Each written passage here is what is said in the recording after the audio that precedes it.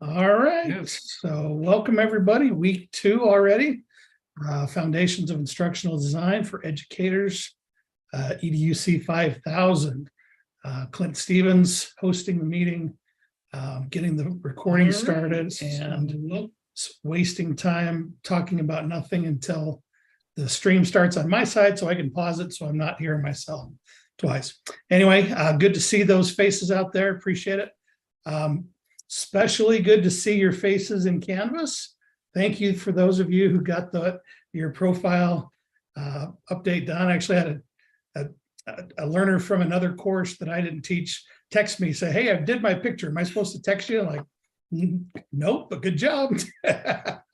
Just in the assignment, just say done. So happy to see that. I appreciate that. And good to see your faces today. Tony Pellegrini is going to lead us out today. And I will turn the time and the stage over to Tony.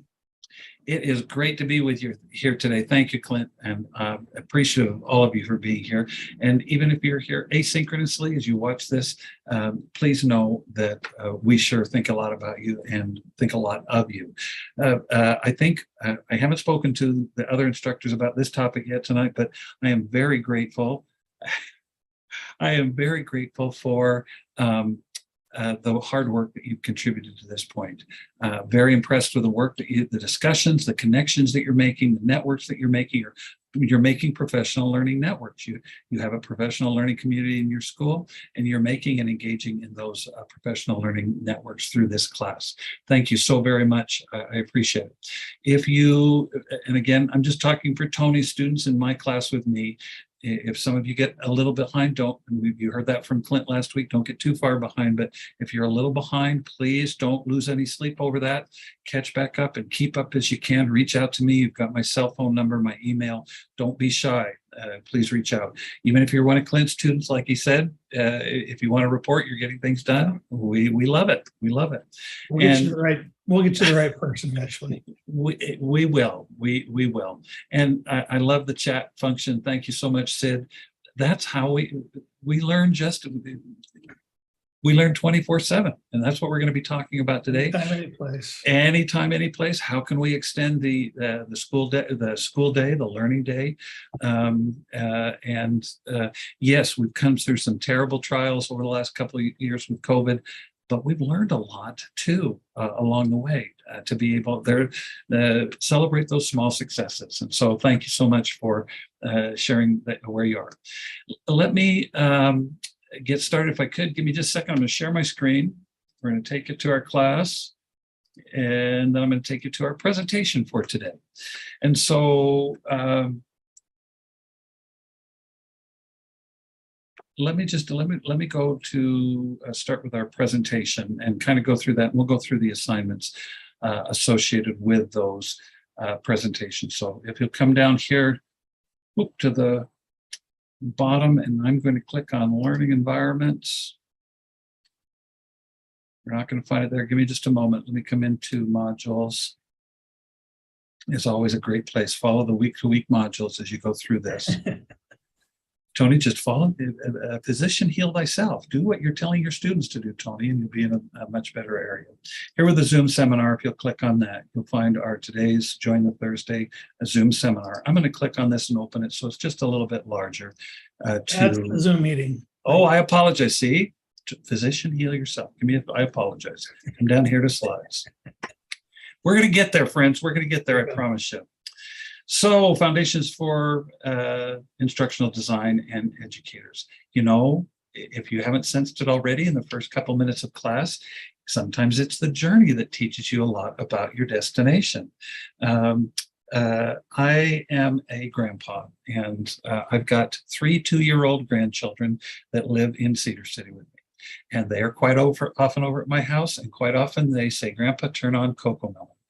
Please don't think less of me as a teacher because I let them listen to Coco Melon, but one of my favorite songs is, Are We There Yet? Are we there yet? You know, whether you're 3 years old and wondering if you're there yet, or whether you're 66 and wondering, hey, what is this journey that we've enjoyed?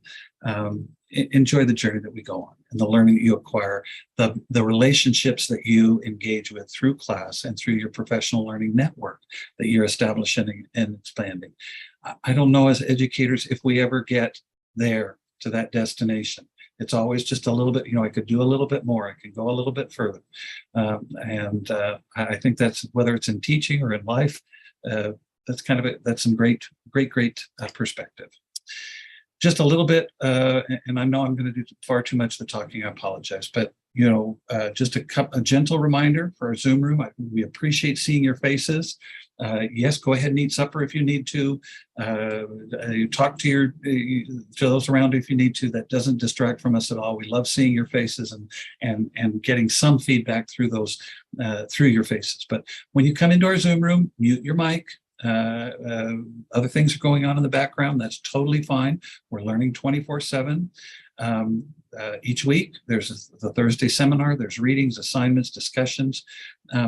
Maybe can I pause here for just a moment, Carol? I know we're going to go in a little bit more into detail, but maybe we should just self-disclose up front. Can you take just a moment and talk about this week's discussion? Okay, our discussion this week was to look at the ISTE standards for coaches. And there used to be a section that was called the Digital Age Learning Environments. But apparently the ISTE standards for coaches was updated, and that section is no longer a part of that document.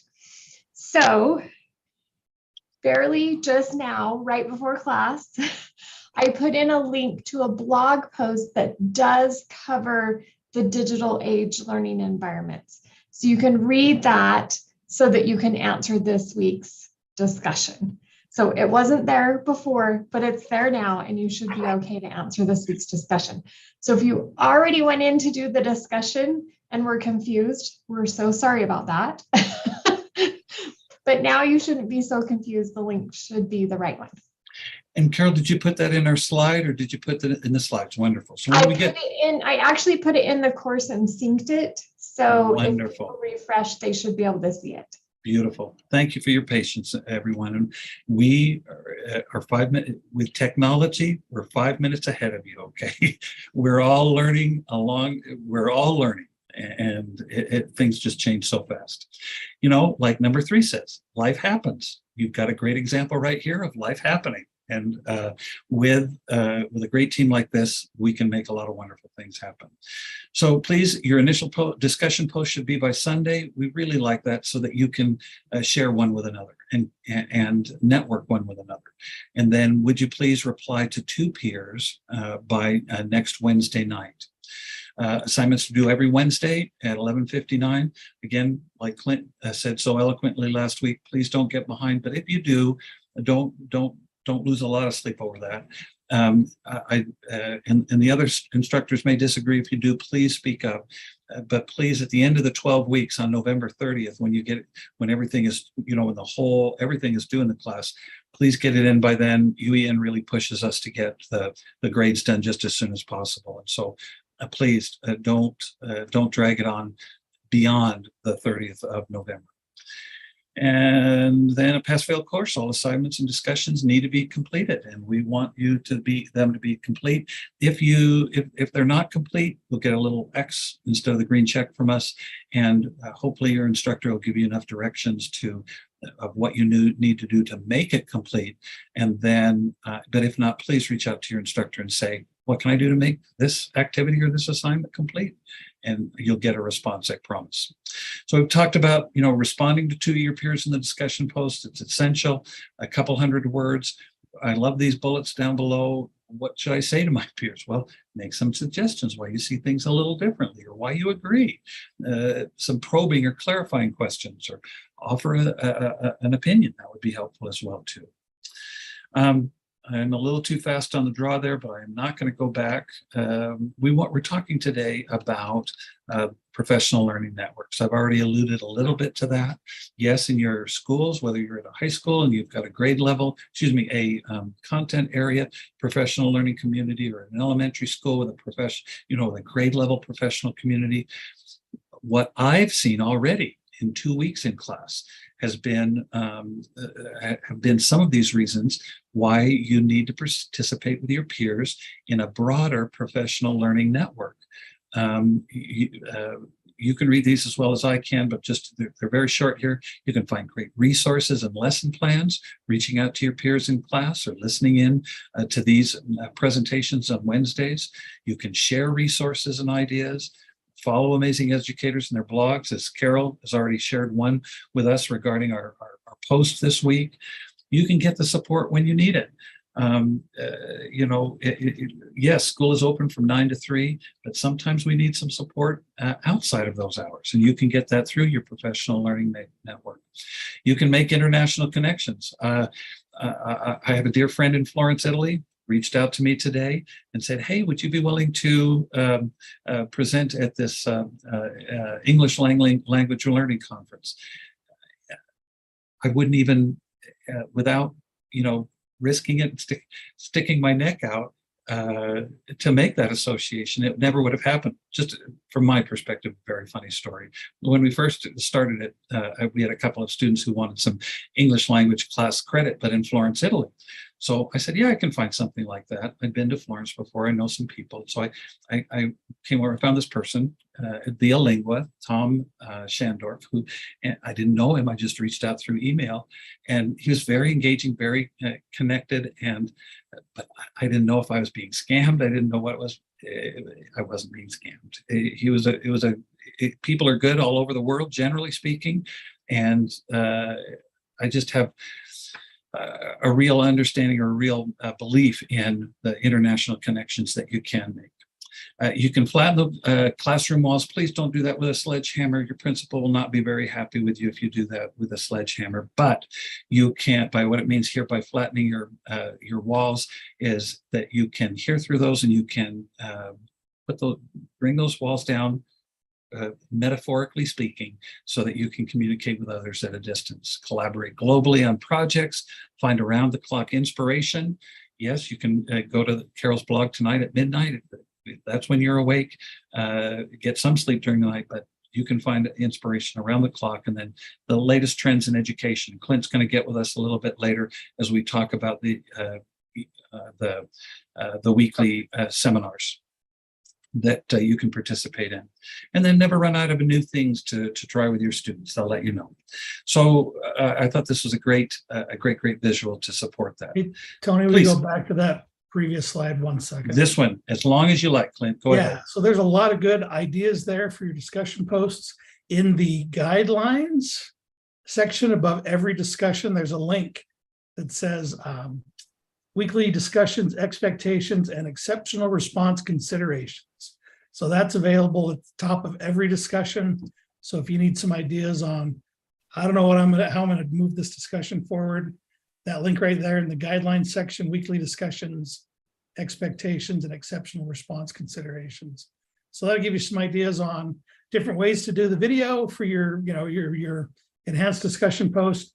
And then there's that list that Tony shared with us about your responses. So that information, you don't have to find this slide in the slide deck every time you want to go back to it.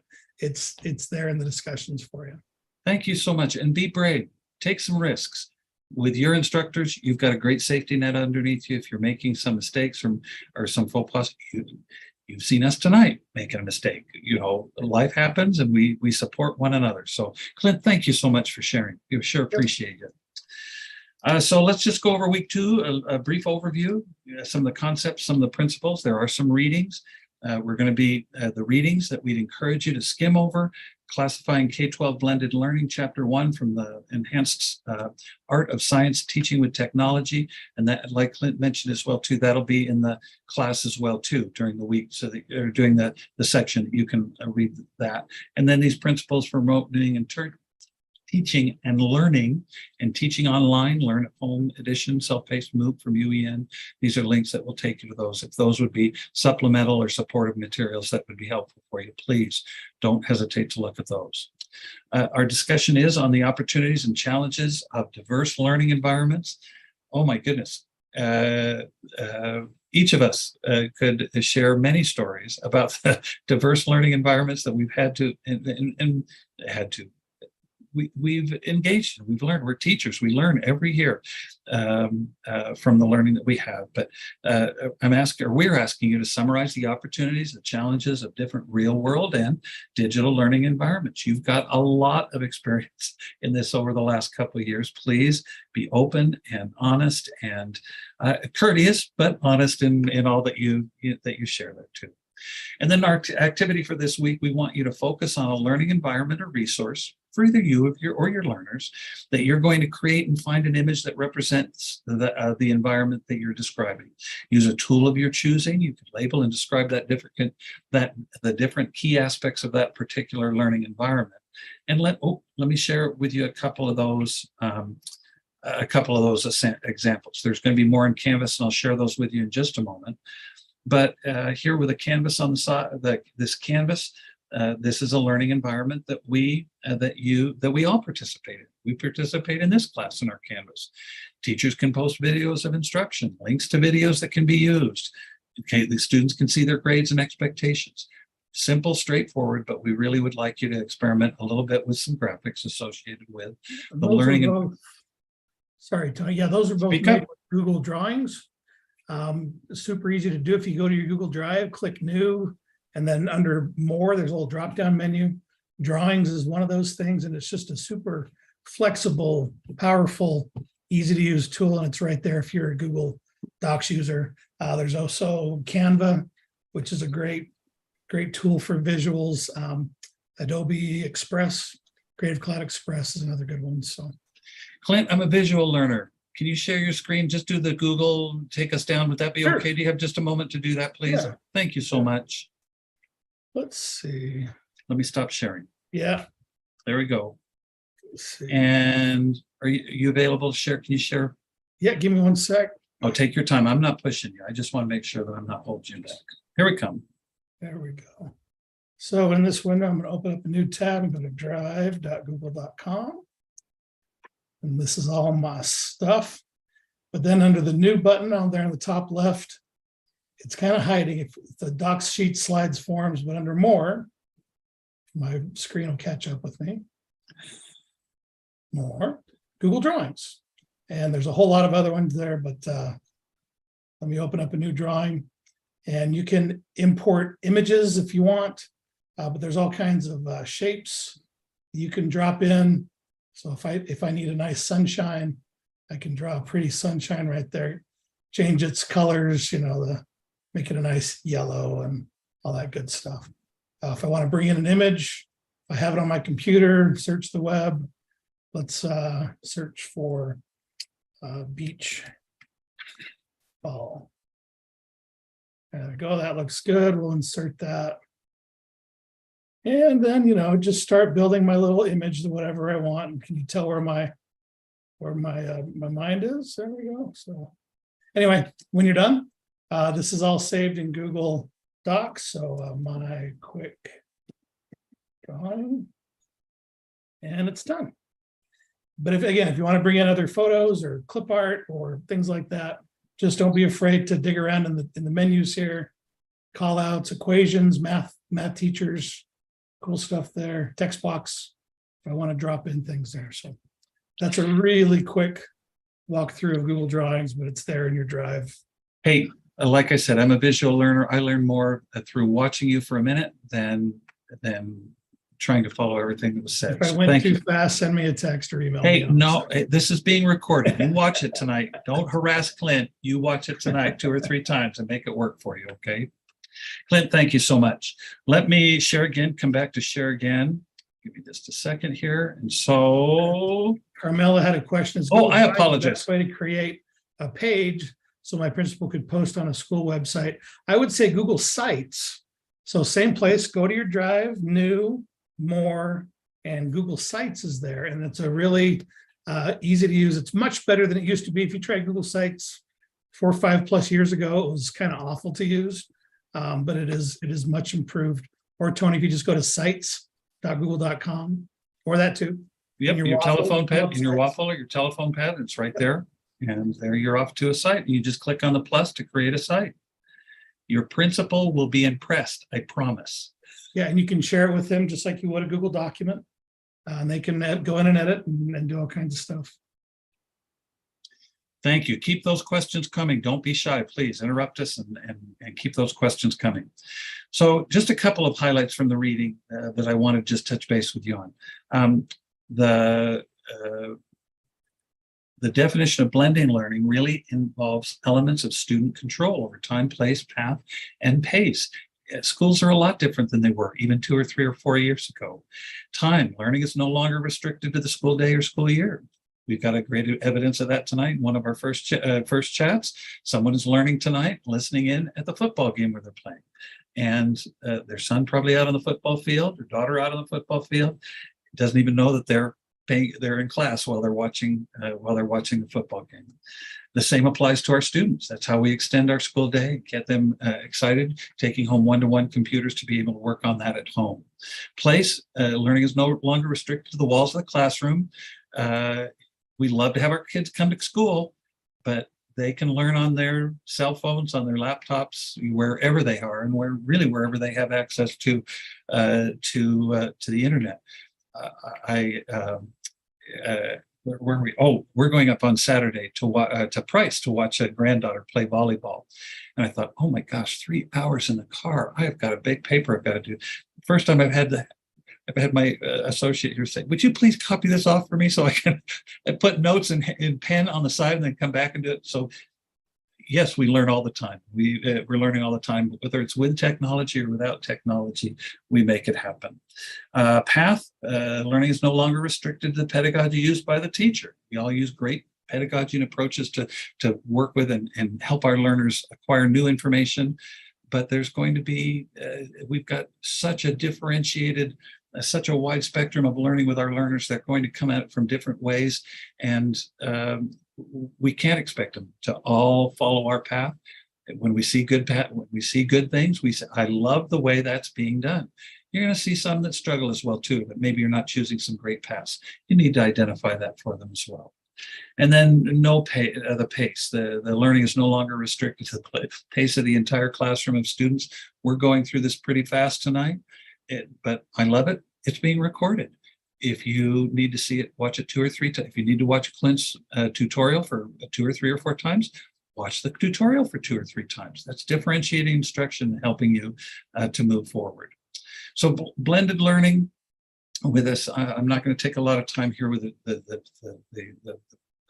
template here on the side, but there's different models to use with blended learning. Again, through the readings, you'll acquire a little bit more information associated with that.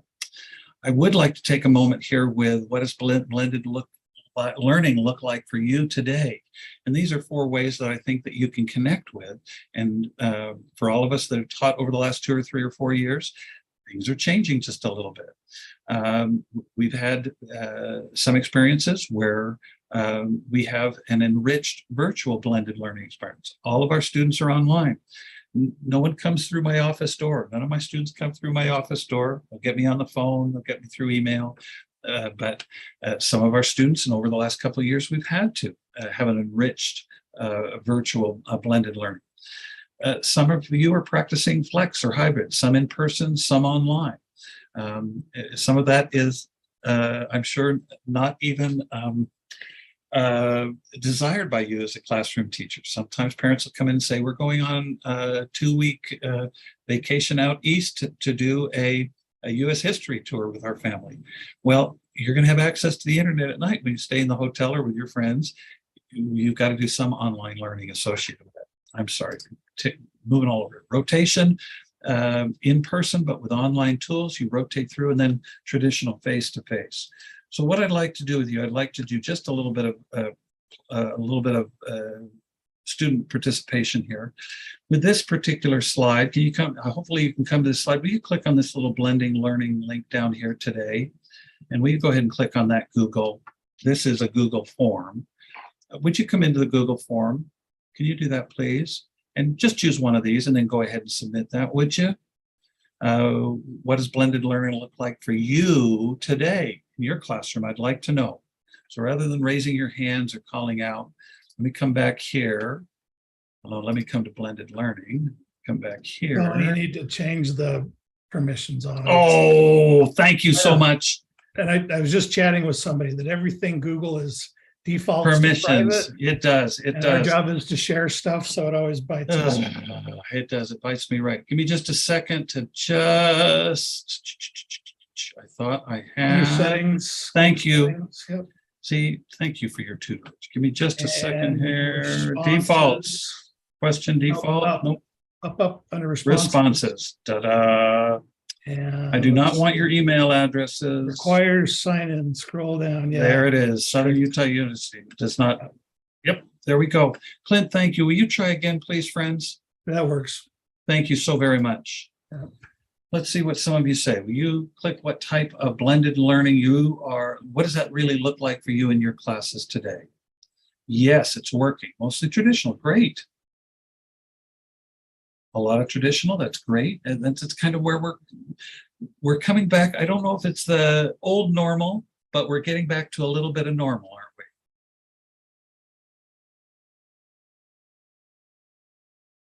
And this is kind of where I thought it would be primarily or mostly traditional, but you will see a little bit of flex or hybrid, a little bit of enriched virtual associated with that to meet students' needs. So definitely not where we were 5 years ago in education. And that's great. I don't think parents and students are going to let us go back to that. That's all right. Anyway, I just wanted you to participate a little bit with that. Link to the form is, oh, Carol beat me to it. Thank you, Yeah. Carol. Thanks for looking out for me, Clint and Carol. We appreciate you. I appreciate you very much. So let's talk a little bit about the future, the course project that we're going to be working towards. You are going to be creating a unit plan. You create unit plans all the time.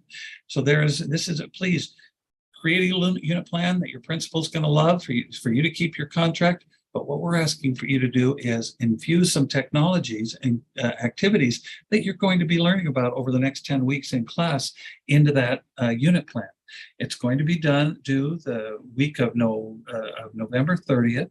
And this Google Doc template has worked the best for me. Give me just a second you can make a copy of that so it becomes your own. And then there's a little chart down here table that you can fill out over 3 weeks. What are the unit goals that you're going to have? The performance tasks, 8 to 15 learning experiences.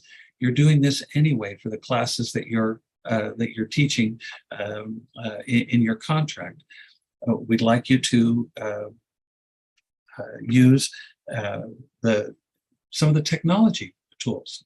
This one today, if you'd like to, creating activities in Google Draw would be one. So we wanted to give you that. I wanted to give you that as far as looking down the road to the course project at the end. All of these weekly activities that you'll be doing are wonderful activities that you can push into that template and to make happen with whatever content that you are engaged in. Clint, can I pause here? And will you talk for a moment or two about ETEP requirements and EdTech conference? Absolutely, yes. So one of the requirements for the endorsement is to attend an all-day EdTech conference. I'm involved with the USET organization, Utah Coalition for Educational Technology. Was the president last year. I am now the president emeritus, which is a nice way of saying that I have the prestige but no responsibility. So it's kind of nice. But we put together the USET conference. That's each year in March. It'll be in Provo this coming up year on March 14th and 15th. We just yesterday opened up the call for proposals, and it is closing at the end of October. We would love to have you guys come and share and present. There's a couple new different ways to present, from a playground or a poster kind of session set up to the traditional hour-long presentation to panels and stuff like that. But it's going to be an amazing conference. Changing up a few things this year from years past will be good. We also put on ed camps, which are always free, and as such, we usually have to find a high school willing to host us, or a school somewhere willing to host us for free. And so we've got those planned out for the year. The first one coming up is in Alpine. Wasso means Wasatch South. So that's kind of the, is it bad to call it Happy Valley? I don't think so. Okay. We're happy. Kind of, the Ovo, Provo, Orem area. Happy. And that'll be on November 12th at the Alpine Innovation Center. That's somewhere in Orem. I'm not exactly sure exactly where it is. Alpine School District is kind of taking the lead on that one for us.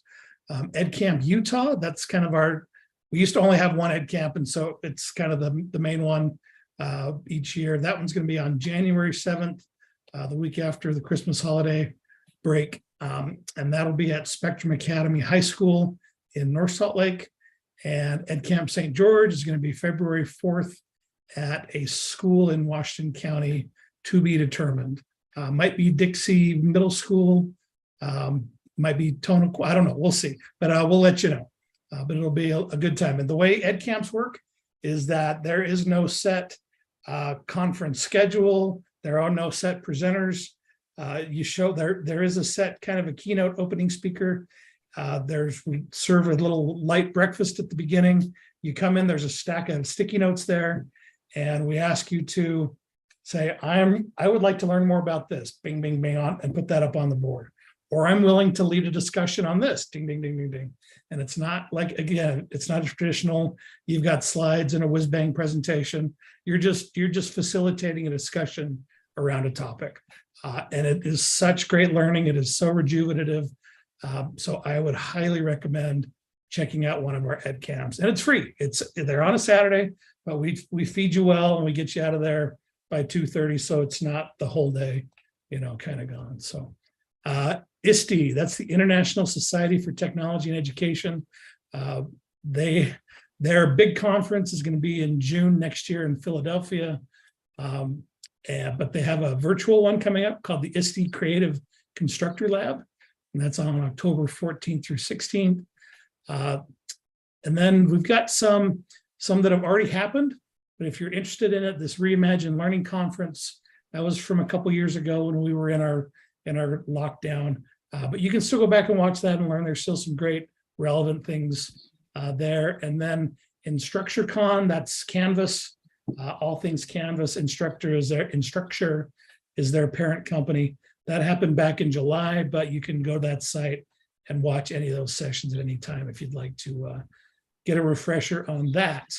And then Tony has built a nice little document there. If there are any other tech conferences that you're aware of, we'd love to know. And please, if you know of any right now, speak up. Don't be shy.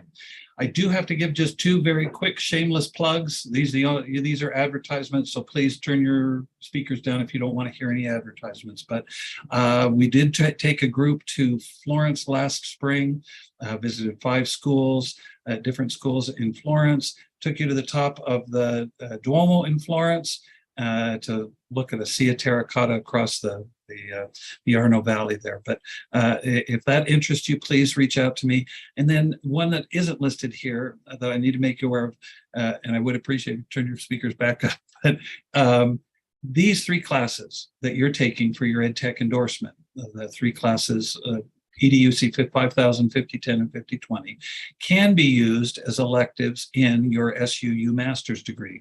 So if you are interested in a master's degree and you're paying just $23 a credit for 9 of those 33 hours that are required, it's an awful good ganga. So if you're interested in the master's degree, I'd love to talk to you about that, but I'm not going to do it anymore in class time. Just make you aware of that.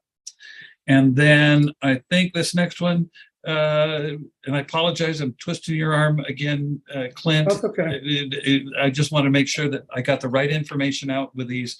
Do you mind just kind of walking us through this one as well too here? Yeah, so another way to build your PLN, we talked about it a little bit last week, but I didn't know what the topics were coming up. The Utah Ed Chat, it is every Wednesday night, so it's the night before this class, before the seminar. You just go to Twitter and search for hashtag or # UTEDCHAT. or the link there on the slide will take you to the USET page on EdChats and give you some more information about how to do it. The topic yesterday was designing physical spaces for learning, something we're talking about in our discussion this week. And then next week is advice for first-year teachers that you would give. And if you missed the Ed Chats last week or the week before that, our wonderful president-elect for USET puts together it's called a wakelet, and it's a summary of the tweets from that Ed Chat. So if you want to go back and read up on what people shared on designing physical spaces for learning, or the week before is, will you click on that link, Tony, to catch up on last week? Yes, right away. Right away. Give me just a second. Really, Here we really go. loved, and I wanted to attend, but I didn't. The topic 2 weeks ago, lessons learned from your favorite fictional teachers. So back at all the great teachers in movies, what kind of lessons did we learn from them? So if you want to go back. Anyone? Bueller is right there, front and square. Love it. Yeah, so if you want to go back and learn from those, cool. If you want to attend live on Wednesdays, even better. But that's another way to find smart people in Utah and follow them out and start to build that online personal learning network of folks outside of your district, outside of your school, outside of your department. So, Clint, thank you so very much. I will try not to harass you anymore. Other than to say, please, friends, reach out to your instructor if you have questions. If you don't know who your instructor is, reach out to anyone on this list. We'll find your instructor and we'll get you hooked up. Please don't be shy about reaching out. And then kind of full circle, let's come back to the first full circle. The journey doesn't end at the destination. This road goes on, and we're going to continue to learn alongside one another to make things happen and get understanding to happen. We will see you next week. Same bat time, same bat channel. Any other questions, concerns, issues out there that we can address? I love you kept that picture in there, Tony. That's so funny. Hey, I love it. That was my virtual office 2 years ago. Sitting in my living room on my couch with a box holding up my laptop. Any other questions or comments? We had a couple. One question in the chat was, how do we, are they worth credit? How do we prove that we attend? Sherry, I didn't answer the credit part. USET, you can earn credit.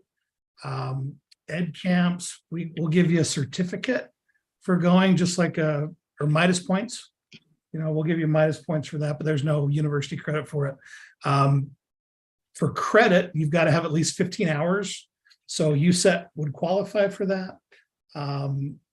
ISTE, I don't know if we do it for ISTE or not, but I think USET's the only one that we offer like SU credit for, or USB credit. The others you get, Midas points or certificate for license renewal. I think Scott had a question next. I can't believe we're thinking this far in advance, but in January we start the 50-10 class, the classroom integration of technologies, and we'd love to have you in that if you get signed up for that. I'm not sure of the dates and times for the sign up, but we'd love to have you in there. Probably happen in November-ish. Yep, and a lot of thank yous. Yep. Last call before you go home and be with your family. I'm going to run out